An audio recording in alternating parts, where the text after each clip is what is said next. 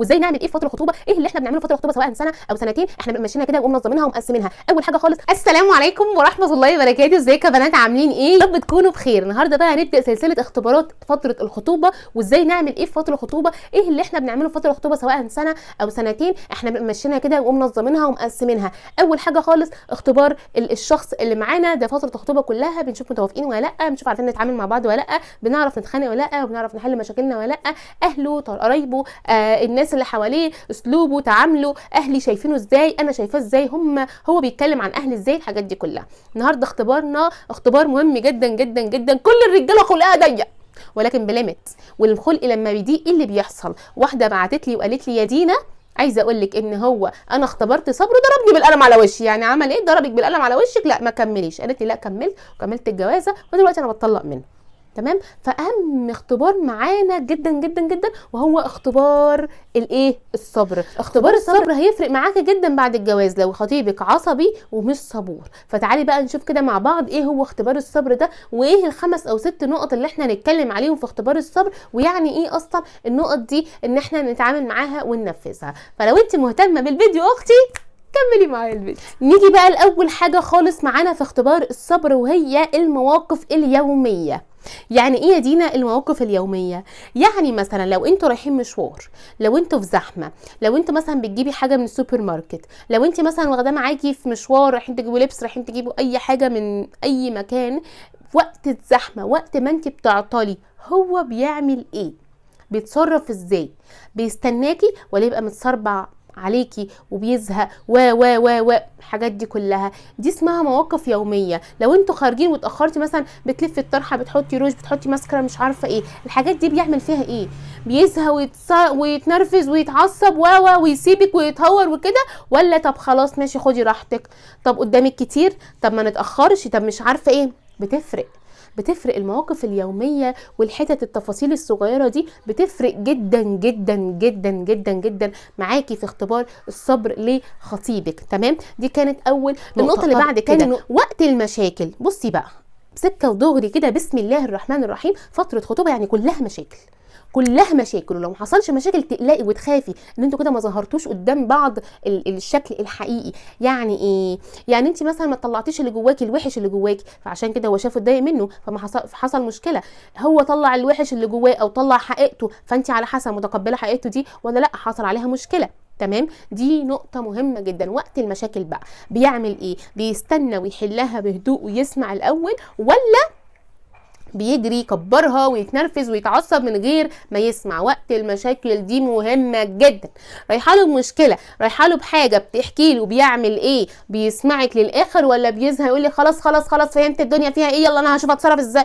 طب انت ما سمعتش، انت عبيط في دماغك ولا انت في حاجه في دماغك؟ انت بتسمعني الاول. طب يمكن المشكله اتحلت، انا بحكي لك من الاول عشان تعرف. فلازم يكون بيسمع للاخر. مش هقول لك ليسننج كويس، لا مش عايزاه ليسننج كويس، انا عايزاه هو بيعرف يحل ازاي، بيعمل ايه المشكله عشان يعرف يتصرف في الاخر. يعني مثلا ممكن تقولي له انا حصل موقف 1 2 3 4 ورحت عملت كذا، خلاص يعني انت عملتي كذا انا هتصرف. طب ما انا لما عملت كذا حصل كذا وخلاص الموضوع انتهى، فانت هتروح تتصرف على ايه؟ فهو ما سمعش للاخر. على حسب وقت المشاكل انت بتعرفي هو هيعمل ايه. طيب النقطه اللي بعد كده اسلوبه مع الناس عموما، في الشغل، بره الشغل، مع اصحابه، كل ده بيتعامل ازاي؟ اللي ملوش خلق وصبر على موظف او عامل او الحاجات دي كلها مش هيبقى له خلق معاكي. لو ما بيصبرش على حد، لو بيغسل عربيته مثلا واستعجل الراجل بدون اي وجه حق، يعني مثلا ما عندوش مشوار مش عارفه ايه بس هو خلقه ضيق، بيزهق، بيتعصب، ممكن عصبيته توصل. هي الفكره ان احنا بنختبر صبر. فلو هو ما عندوش صبر، طب ليميت العصبيه بتاعته بيوصل لحد فين؟ ده اختبار تاني خالص. احنا لازم نبقى عارفين الليميت بتاعه بيوصل لحد فين. هل هو بيصبر ولا لا؟ طب خلاص ركنا. لا ما بيصبرش، بيتنرفز، بيتعصب. طب بعد عصبيته بعد نرفزته بيوصل لحد فين؟ بيوصل لحد ايه؟ دي تفرق جدا. فلازم تشوفي وتركزي تعاملوا مع الناس، تعاملوا مع الناس اللي حواليه، الموظفين، العامل، اهله، قرايبه، صحابه، دي كلها بتركزي. فترة الخطوبة ما بتعديش معاكي كده. فترة الخطوبة مش اللي هو يلا خلاص وقت وبنقضيه وهو راجل في حياتي. لا يا جماعة لا. النقطة اللي بعد كده القرارات المهمة.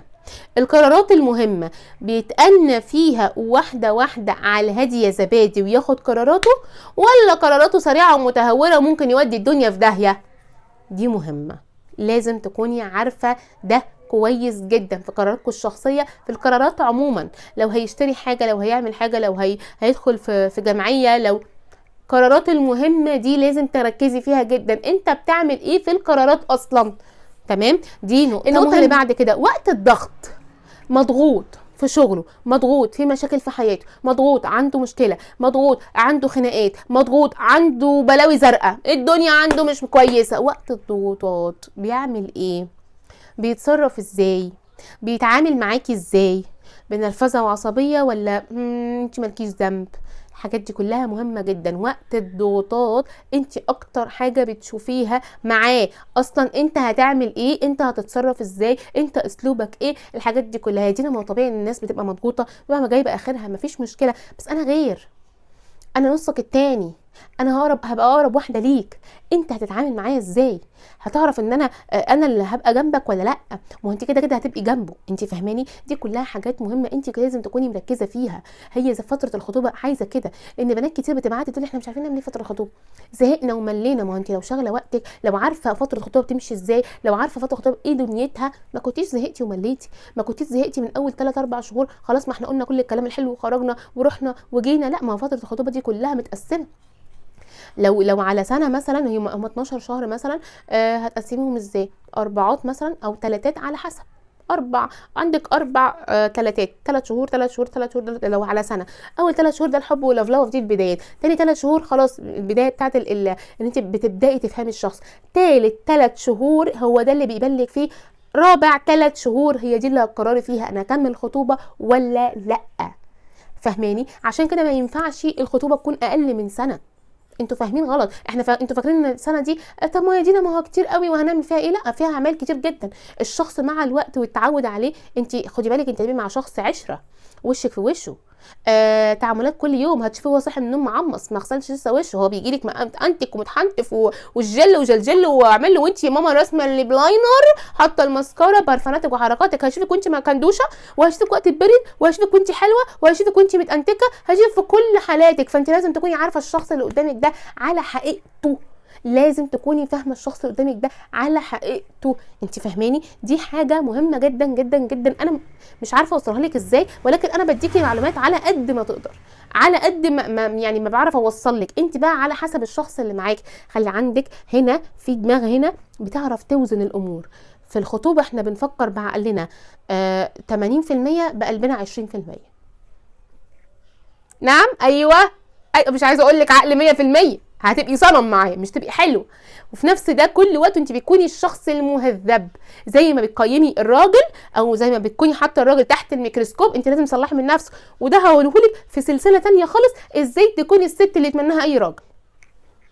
قصرتش؟ انا ما قصرتش. اخر نقطه معانا، في وقت النقاش طبيعي ان بيحصل اي نقاش ما بين 2 مخطوبين على لون مش عارفه ايه، على نفسنا في ستايل ايه، على في مشكله مثلا بنتكلم فيها، لو في حاجه بس في نقاش، مفيش خناق، نقاش. لو غلطتي، لو حصل حاجه، لو في حاجه مثلا مش زي قناعاته، مش زي مبادئه، حصلت منك بطبعك باسلوبك، مش قصد، بس دي طبيعتك، فانت عملتي عادي، فهو اتضايق. في وقت النقاش بيزهق ويثور عليكي ويطلعك غلطانه ويبهدلك، ولا بيطول باله ويقولك لا ده كان غلط، انا ما بحبش كده، يا ريت المره الجايه ما تكرريهاش؟